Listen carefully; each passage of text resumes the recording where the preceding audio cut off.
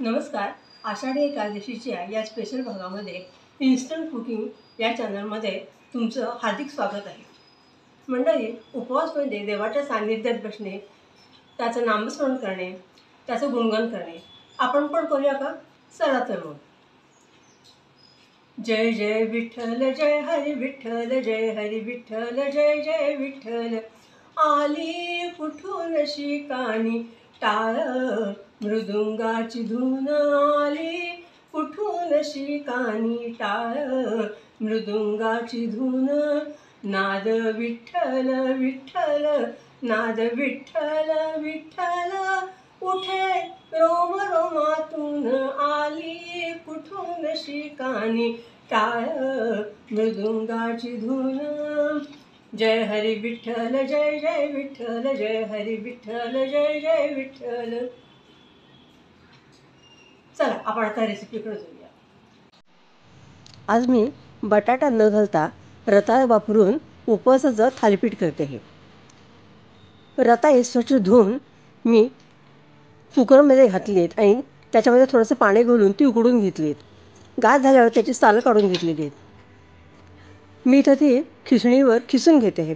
तुम्ही स्मॅश करू शकता किंवा मिक्सरमधून काढू शकता. 1 वाटी वरीच्या तांदळाचं पीठ, पाऊण वाटी राजगिरा पीठ, अर्धी वाटी शिंगाडा पीठ, खिसून घेतलेला रताळ्याचा खीस,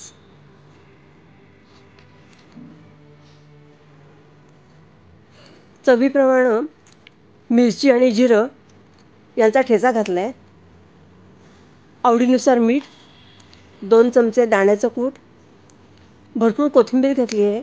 तुम्ही कोथिंबीर उपवासाला खात नसाल तर घालू नका.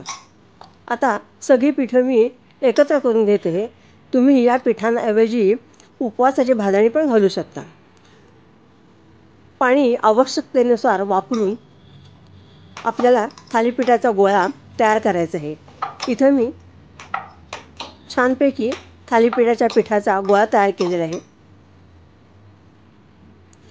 छोटी छोटी आणि मध्यम आकाराची आणि जास्त जाड नाही आणि जास्त पातळ नाही असे थालीपीठं लावून घ्यायची आहेत.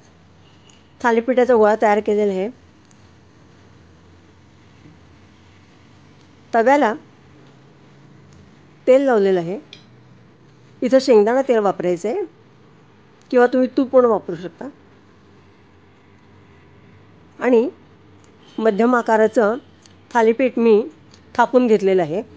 मध्ये भोक पाडून त्याच्यामध्ये मी शेंगदाणा तेल घातलेले आहे आणि गॅसवर थालीपीठ भाजायला ठेवलेलं आहे.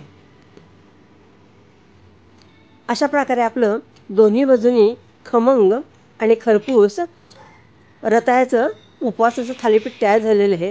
रेसिपी आवडल्यास लाईक, शेअर, सबस्क्राईब करा, प्रतिक्रिया कळवा. हे थालीपीठ मी दही आणखीन लोण्याचा गोळा ह्याच्यावर सर्व केलेलं आहे. धन्यवाद.